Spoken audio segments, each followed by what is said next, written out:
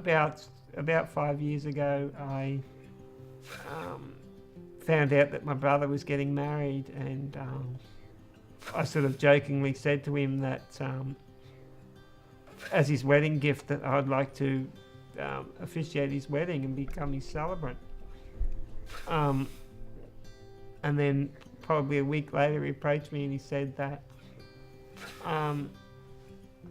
yeah, he'd be thrilled that I'd do a fake ceremony. And then I thought, no, I'll try and do the course. It can't be that hard, can it? The course was a 10-month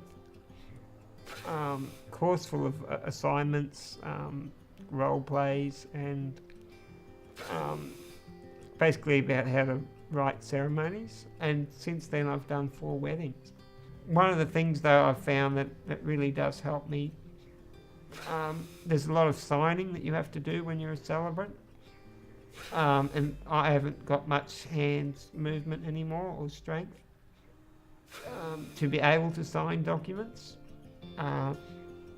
But luckily, before I lost the ability to sign,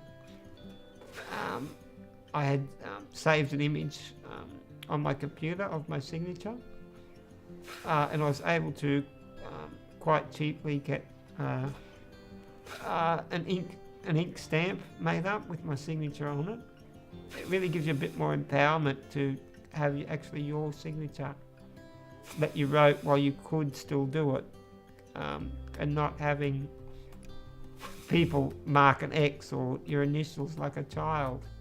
And also another reason why I wanted to become a celebrant was, I guess I never thought in my life that I would get married. I always thought that yeah, it'd be quite difficult to, I guess, find someone that was right for me. It's not that I didn't want to get married. It was just, I guess I've always been quite unlucky in relationships and love, as it can be quite daunting to, I guess, see a person as themselves when they need a lot of support in their life. So I never gave up on that either. So I thought, you know, what's a way that I could talk to women without,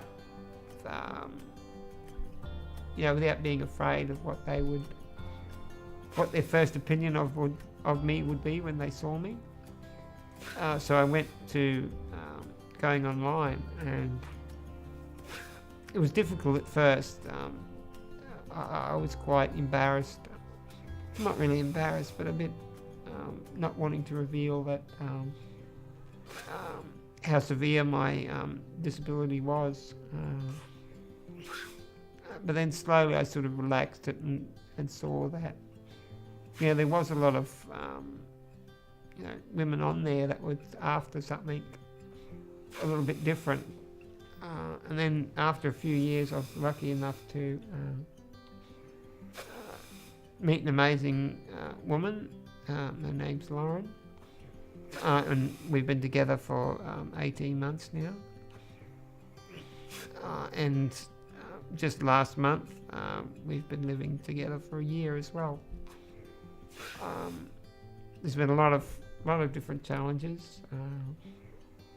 When we first decided to move in together, it was very exciting, and we thought, there's lots of places to rent. It won't be much of an issue to find a place. But then, in the first 3 months, I think we went and looked at 4 or 5 different properties. There was a lot of properties, but there was only about 4 or 5 that were low-set houses, and places where the bathroom might be able to be modified. But since Lauren was only a part-time worker, and I was on a disability support pension, a lot of the places we weren't really getting a look in, especially if there was couples that both worked full-time. it was quite hard to get a real estate to put their faith, I guess, in to lower income earners. And then we were lucky enough, Lauren had a friend that had bought a property for his mother to live in who had Parkinson's. And she refused to move into it. And so we asked whether we could come and have a look at the place. And there was a few issues. There was a dirt track to the entrance, so I couldn't get in the property, so I could never look inside. So that was the first thing. We had to get a path put in. And then a month later I was able to access the property, and once I got down the path I noticed that there was a step up to the inside. So I had to think, how are we going to overcome that? And we managed to find some ramps from an educational facility for sale. And then I was able to get inside. Then once I got inside, we realised that the bathroom was not fully accessible. The shower had a large step to get in, and that was about a 3-month process to modify it, with me showering in the laundry. That's what living with a disability has taught me, that sometimes everything takes a long time, so you've got to be patient and you've got to persevere and not give up on the first issue, because the end result is so life-changing. If you've set yourself a goal in life, the first hurdle, you don't just pack it in and give up.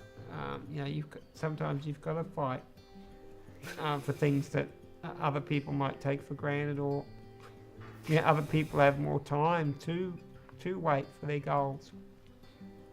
Whereas it's taught me, having a muscular, Duchenne muscular dystrophy, that time is precious and you need to achieve your goals sooner rather than later.